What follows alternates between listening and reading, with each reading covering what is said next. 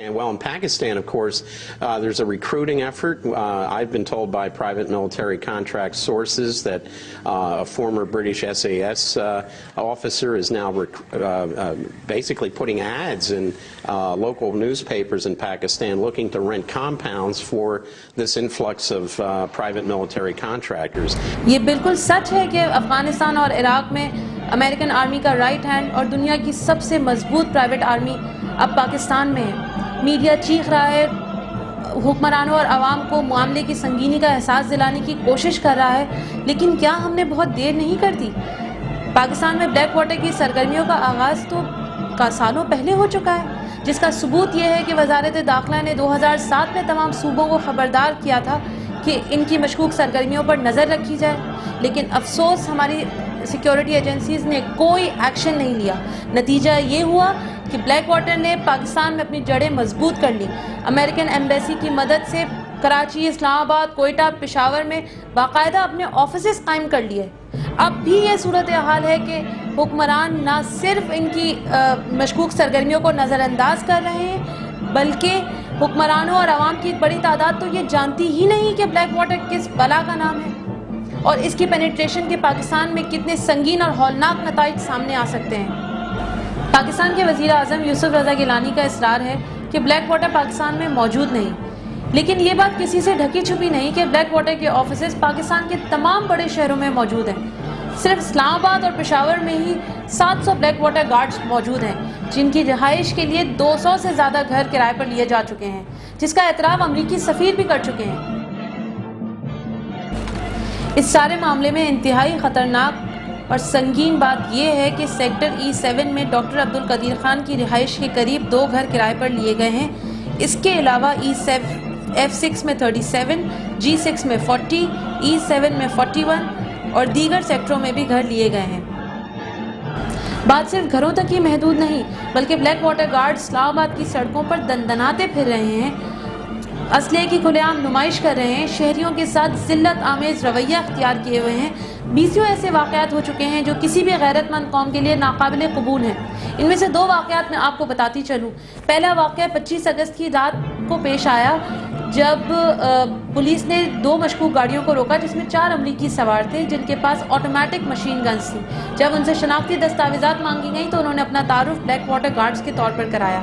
ان افراد کو گرفتار کر کے مرگلہ پولیس اسٹیشن لے جایا گیا، جہاں پر امریکی سفارت خانے کے سیکیورٹی آفیسر کیپٹن اعجاز فوراً پہنچ گئے اور انہوں نے SHO کو دھمکیاں دیں اور ان افراد کو چھڑا کر لے گئے۔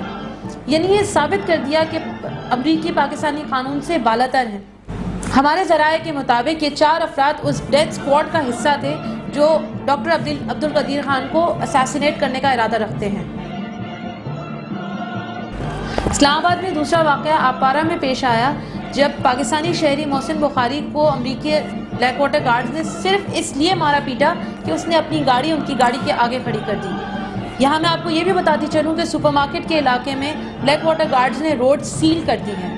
They see these vehicles now in Islamabad without license plates. They see private military contractors in the area. Same thing in Peshawar in the north. اسلام آباد کے علاوہ کراچی میں بھی بلیک واٹر کی ایکٹیویٹیز بڑھتی جا رہی ہیں۔ ہمارے ذرائع کے مطابق ڈیفنس کے علاقے خیابان راحت میں بلیک واٹر نے اپنا آفس قائم کر لیا ہے۔ یہی نہیں بلکہ حکومت میں شامل اہم اتحادی جماعت کے ساتھ ان کی میٹنگز پچھلے 3 مہینوں سے جاری ہیں اور 3-4 گھر کرائے پر لینے کے لیے انہیں بھاری رقوم کی پیشکش کی جا رہی ہے۔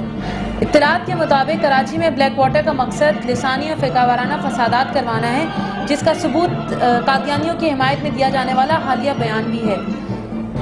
اس کے علاوہ یہ بھی اطلاعات ہیں کہ کراچی پورٹ پر 500 سے زائد ہمویز موجود ہیں جنہیں خفیہ طریقوں سے ملک کے مختلف حصوں میں ٹرانسپورٹ کیا جا رہا ہے۔ 19 اگست کو یہ ہمویز منظر عام پر آئیں، جس کے بعد اخبارات میں ان کی تصاویر شائع ہوئی ہیں۔ ہمویز یا high utility multi purpose vehicles پر ہم کسی اور پروگرام میں بات کریں گے، تاہم میں یہ بتاتی چلوں کہ شہری آبادی میں آپریشن کرنے کے لیے یہ ہمویز انتہائی کارآمد ہوتی ہیں۔ ان پر کوئی گولی، بم یا میزائل اثر انداز نہیں ہوتا ہے اور یہ جدید ترین اسلحے سے لیس ہوتی ہیں۔ ایک ہموی کی کاسٹ $1,40,000 ہے، جو پاکستانی 1,12,00,000 روپے بنتی ہے۔ اس سے اندازہ لگایا جا سکتا ہے کہ 500 ہمویز کی کیا قیمت ہوگی جو امریکہ پاکستان میں جنگ لڑنے کے لیے لگا رہا ہے۔ کراچی کے بعد اگر ہم پشاور میں دیکھیں تو وہاں پر بھی بلیک واٹر کی سرگرمیاں کافی عرصے سے جاری ہیں۔ ایک American NGO creative associates international نے یونیورسٹی ٹاؤن کے علاقے میں چنار روڈ پر ایک مکان کرائے پر حاصل کیا۔ کچھ ہی عرصے میں انہوں نے حکومت پاکستان سے اپنی سیکیورٹی کے لیے گارڈز ہائر کرنے کی درخواست کی۔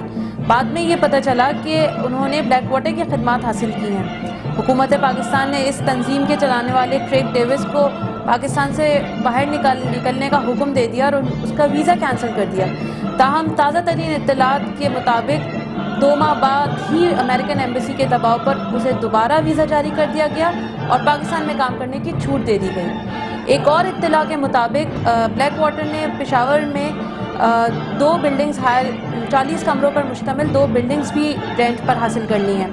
ایک اور پریشانی کی بات یہ ہے کہ امریکہ لاکھوں روپے کے عوض پاکستانیوں کی صلاحیتوں کو اپنے مقاصد کے حصول کے لیے استعمال کر رہا ہے۔ اس کے لیے اس نے مشہور ٹی وی اینکرز، صحافیوں، دانشوروں اور انٹرنیٹ بلاگرز کو وار اگینسٹ ٹیرر کے حق میں کیمپین چلانے کے لیے ہائر کر لیا ہے۔